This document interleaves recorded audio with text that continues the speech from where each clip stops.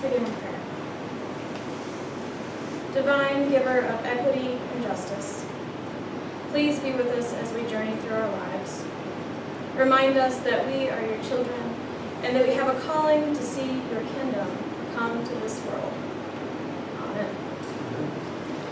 Today I am coming from James chapter 1, verse 27. The New Revised Standard Version of the text reads, "Religion that is pure and undefiled before God is this, to care for orphans and widows in their distress, and to keep oneself unstained by the world." The Word of God. What a week this has been. What a month this has been.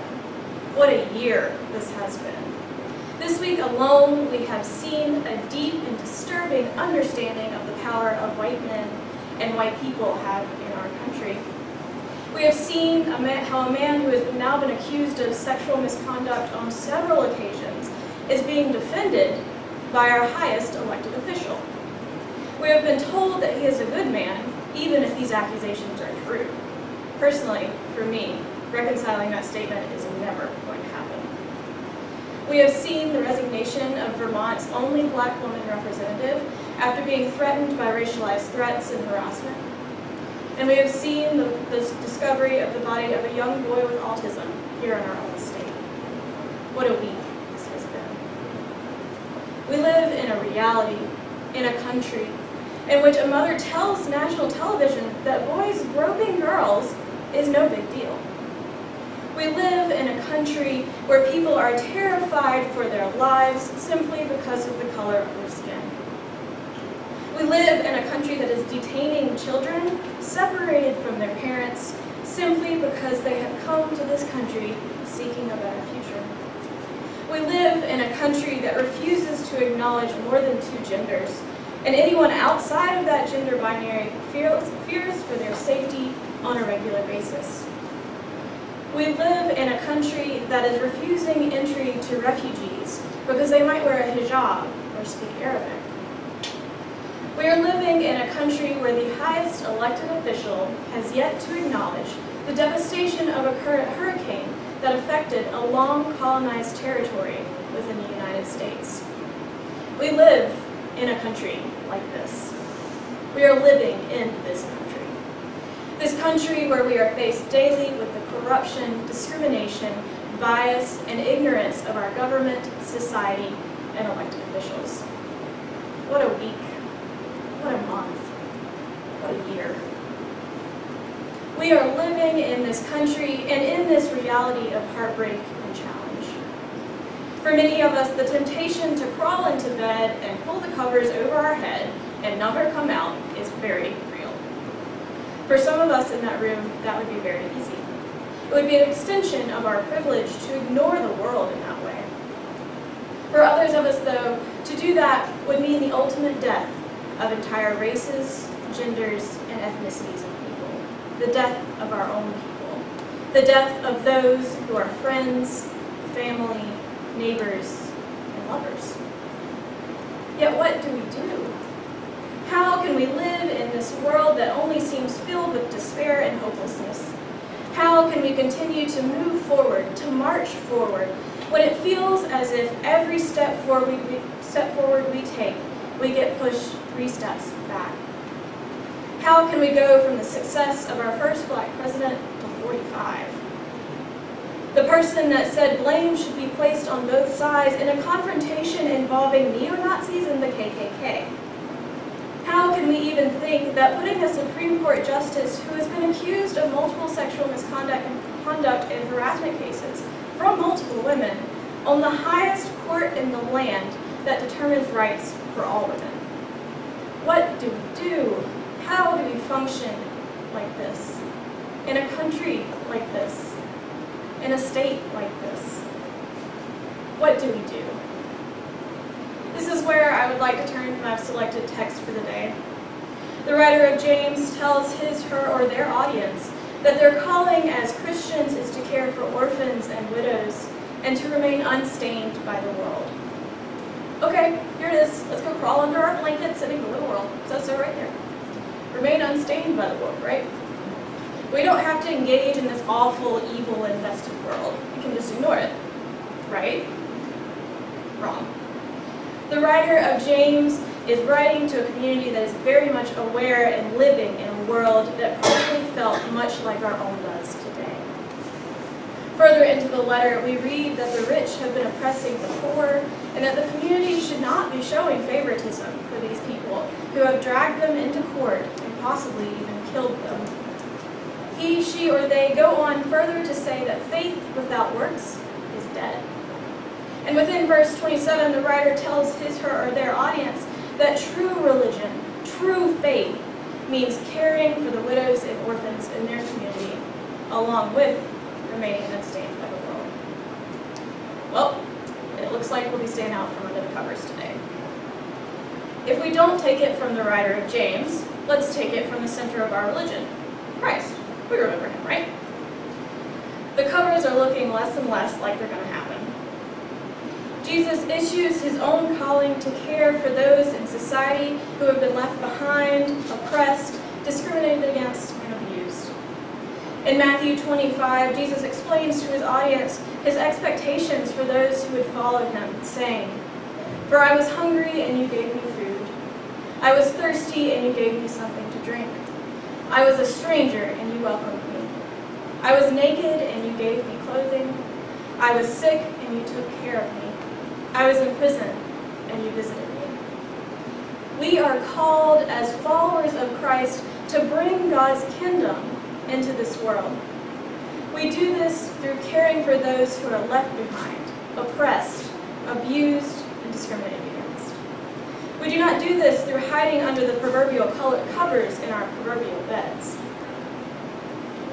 As a good divinity student, I'm going to return to the James text now. When the writer of James tells his, her, or their audience that they are expected to care for widows and orphans, they are telling us that the community has a responsibility to care for those who have been left as the most powerless in the entirety of society. In Greco-Roman times, the most vulnerable people in society were those who did not have a protector. And as in most patriarchal societies, the protector needed to be a middle to upper class male. Without a father or husband or brother to take care of them, widows were often left to fend for themselves. Without a father to take care of them, orphans were often enslaved. To say that the audience of this letter were to care for widows and orphans meant that they were supposed to care for those who were imprisoned, naked, sick, thirsty, or a stranger. Sound familiar? The single verse is so rich with so much wisdom that we can carry it into our own times of trial and hopelessness. The writer of James knows that their audience is reaching its wit's end. The writer understands that they are living in a time that feels full of hopelessness and despair. Yet the writer still reminds the audience, and us, that as followers of Christ, as followers of a just and equitable God, we must be active participants in this world. Then comes the last part about being unstained by the world. How can we be active members of God's kingdom, yet remain unstained by this world? How can we watch the atrocities on our news feeds every day and remain unstained by this world? This is the struggle that we are called to overcome so that we may be bringers of a kingdom of justice and equity. Being unstained by this world does not mean that we are supposed to withdraw from the world and ignore it.